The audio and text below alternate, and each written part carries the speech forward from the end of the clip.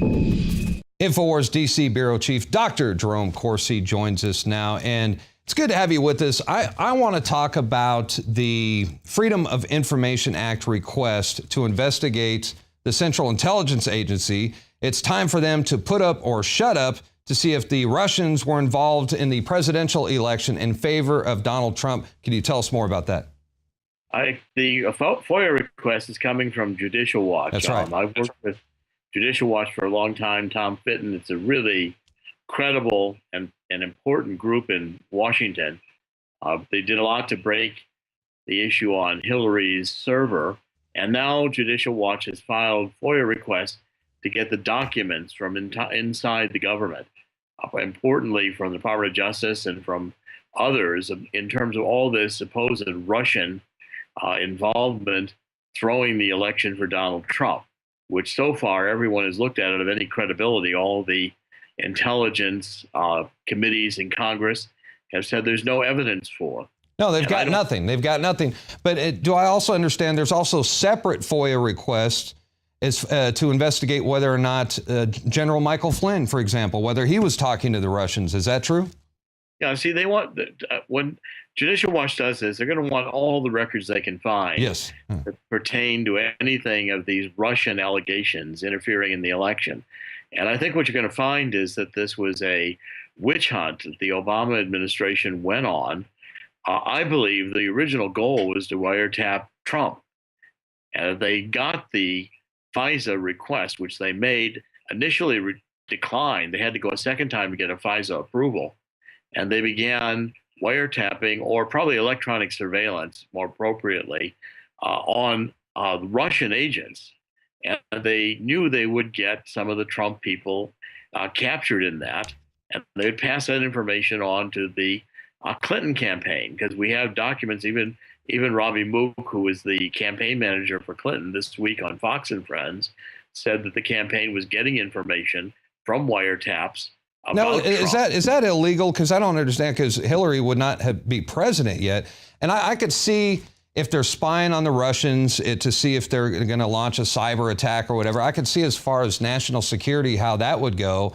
But I don't see, is there any proof that they deliberately targeted Donald Trump or any of his staff? Or was this just a matter of spying on the Russians and then lo and behold, oh, shock and surprise, Donald Trump's on the phone with the Russians? What is really going on? Well, I think it's all big wink, wink. I mean, I think, first of all, the Department of Justice under Loretta Lynch knew they couldn't target Trump, because then you're targeting him. I get you. Okay. So they target the Russians, knowing they're going to get Trump, and they pass that information on to Hillary's campaign, which is politically utilizing information from supposedly a FISA search on national security, which would be completely illegal. And I think the whole thing was done by Obama, who's been surveilling everyone. I mean, that's right. James Rosen, the Fox reporter, journalist. Obama, I think, is going to turn out to have been more insane with electronic surveillance than even Richard Nixon. In Richard Nixon's day, of course, he didn't have the capabilities Barack Obama has. And when we get finished with this investigation, I think it's going to backfire on the Democrats, because I don't think there was any possibility the Russians ever colluded with Donald Trump to throw the election. It's nonsense. If Podesta's emails were detrimental, Podesta shouldn't have written what he wrote. What was detrimental was that the public finally got to see how corrupt the Democrats were. And that's the real fault here, that the Democrats are trying to cover up. Well, look, it's a beautiful thing. What would we do without WikiLeaks, right? Although a lot of this surveillance, the surveillance grid and the surveillance society, we've been talking about this at InfoWars along with you yourself. We've been talking about that for a very, very long time. Now with this WikiLeaks release, we're being vindicated. But I want to get back to the FISA request, because former National Director of Intelligence, James Clapper, was on Meet the Press, and he said that if there was a FISA request, he would have definitely seen it, but it never came his way. Let's check out that clip. The FBI, for instance, had a FISA court order of some sort for a surveillance. Would that be information you would know or not know? Yes. You would be told this? I would know that. If there was a FISA court order on something like this? Something like this, absolutely. And at this point, you can't confirm or deny whether that exists? I can deny it. There is no FISA court order. Not to my knowledge. Of anything at Trump Tower? No. So there you go. The former director of national security, James Clapper, just flat out denying it. Where did it come from if he didn't see it? Well, so you got to understand that you listen to very precisely what Clapper said, and you got to parse these guys in the Obama administration. He said he didn't know of a FISA request on Trump or Trump Towers. That's not how they did it. They put the FISA request on the Russians and caught Trump. Now, if he'd asked him, was there a FISA request on surveillance of the Russians, Clapper would have had to say yes.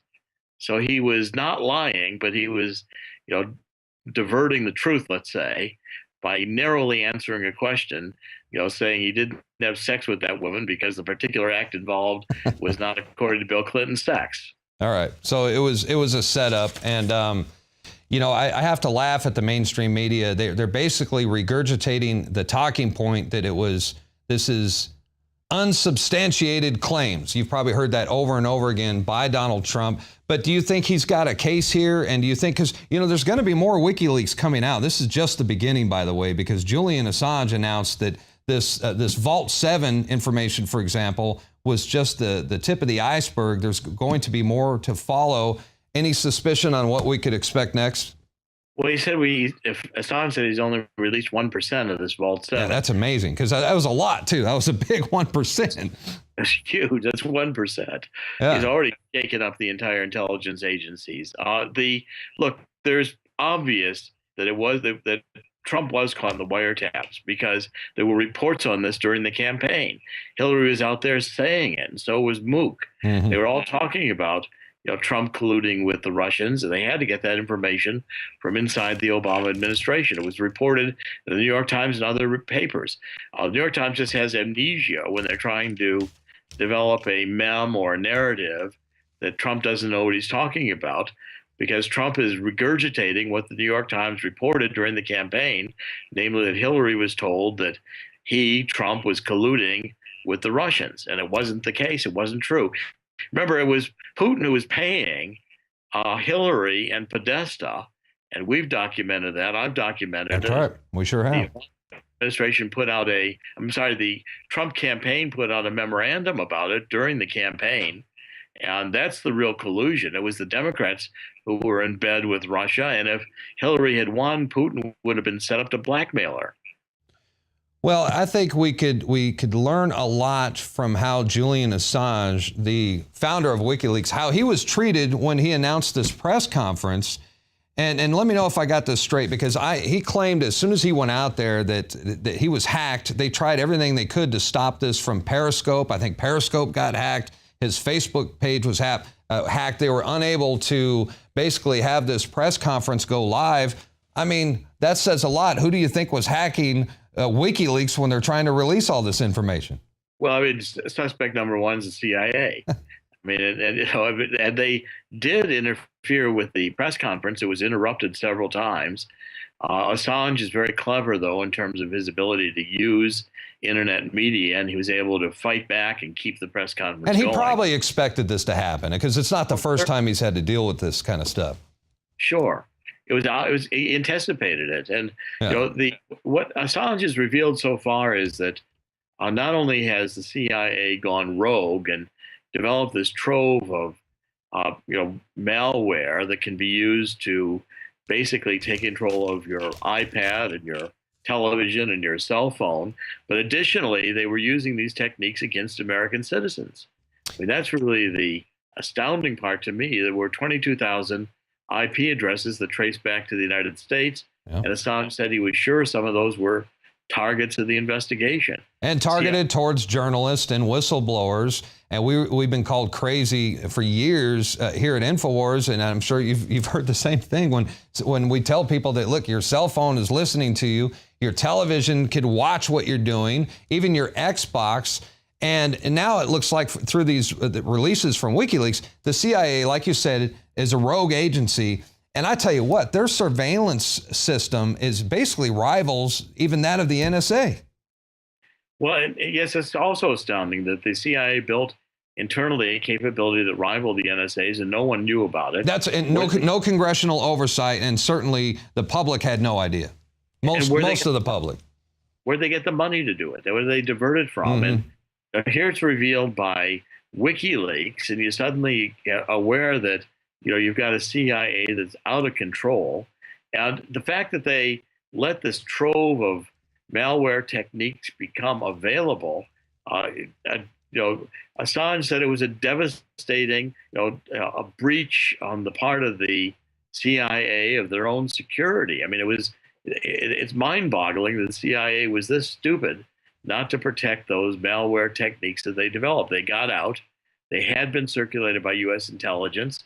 Assange got a hold of them, and now Assange is blasting them to the world. And it's just the beginning. Yeah, and they're saying that now all this information could potentially end up in the wrong hands. Well, I'd say it was in the wrong hands to begin with, in the hands of the CIA. And you know what, folks, I just want to point out, and you could look for this on the internet, maybe you guys can find it. Mark Zuckerberg, founder of Facebook, he's seen in pictures where he covers up his webcam on his computers, and he covers up the microphone too. I wonder why he does that. Hey, let's talk about, because we only have a couple minutes, and I want to talk about Good Night Obama. This is a brand new book you have coming out, and we're going to show the trailer here in a couple minutes. Tell us about the book and where people can find it. Well, it's on InfoWars. You can get it at InfoWars. Oh, all right. In bookstores around the country, and Amazon.com and BarnesandNoble.com.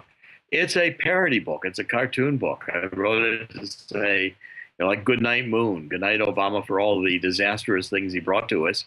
And if you show the trailer, you'll see the humor in it. It's, Good Night Obama for the birth certificate, for open borders, and all the other crises you've created.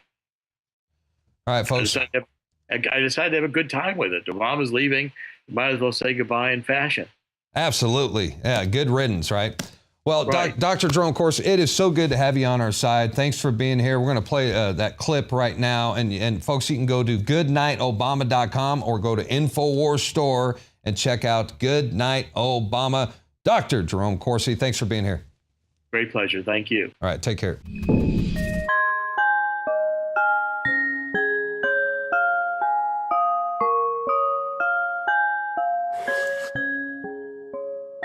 Good night, Obama.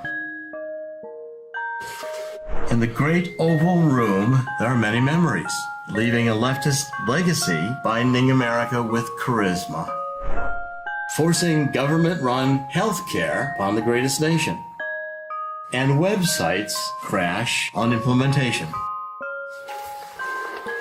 The evil ISIS, once called a JV team, and Hillary's classified emails printed by the Ream. Good night, Gitmo detainees, exchanged for AWOL crybabies. Crocodile tears over gun restrictions. And the IRS targeting conservatism. Good night, safety. Let's open the borders. Good night, Constitution, by executive order. Good night, brave men in uniform with half-hearted salute. Good night, Israel, whom we deeply offended. Farewell, betrayed voters, campaign promises rescinded. Good night, talk shows, celebrity whoring now done. And good night to all those clinging to their Bibles and their guns. Good night, birth certificate of unknown source. Good night, jobs without any remorse. Good night, Benghazi and the valiant lives there claimed. Good night, online video, the scapegoat to blame. Good night, Putin. Good night, Kim Jong-un. Good night, Rose Garden. Good night, wings east and west. Good night, rainbow victories. Good night, 10 trillion in new record-breaking debt. Good night, 8 years of fundamental change. Good night, voters, twice believing what I said. Hello, Hawaii, where I'll now rest my head. Good night, America. Good night, Obama.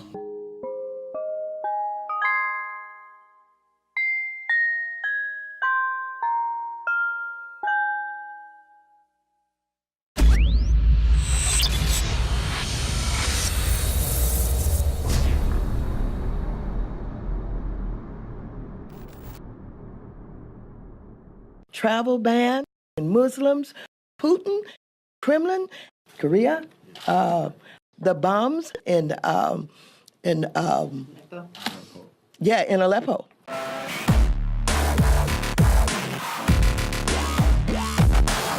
This is one of the biggest secrets out there. The missing link of why our ancestors, whether you were in Africa or ancient Albion, which is England today, why our ancestors were so much stronger.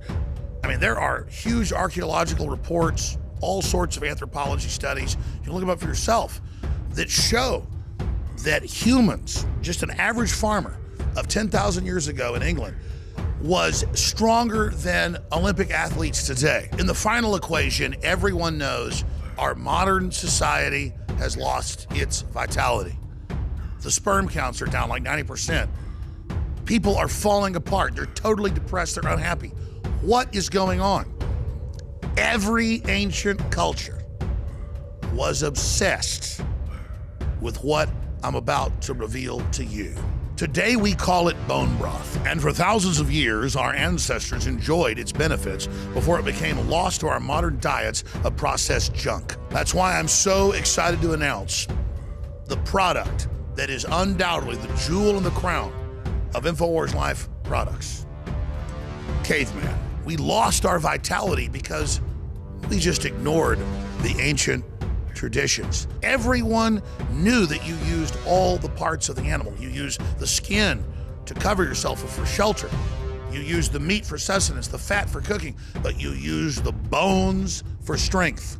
We are now introducing Caveman by InfoWarsLife.com, the ultimate in true paleo nutrition with bone broth, turmeric root, chaga mushroom, and 7 total primal superfoods in a single great tasting formula. The bone is so amazing. From the outside structure full of minerals and key cofactors to the marrow that produces the blood for the body. This is the engine of the life essence. I've made a lot of important points here, but this is the one you need to research for yourself because it's so key. High-quality bone broth helps support healthy muscles and connective tissue, while the active compounds in turmeric do battle on the cellular level and help fight free radicals. And collagen is essential to aid healthy tendons, ligaments, and muscle tissue. This is an absolute win-win. You get an amazing product produced right here in America. You support InfoWars and all we're doing to promote freedom and the restoration of our republic and promotion of freedom worldwide. The journey towards better health and giving our bodies these amazing compounds that God created starts at InfoWarsLife.com. 3 years in the making, incredible research, and the very best ingredients. I'm Alex Jones, and I may not be a caveman, but compared to these trendies out there in the street, I'm as close as it gets. Join me at InfoWarsLife.com and get your caveman formula today.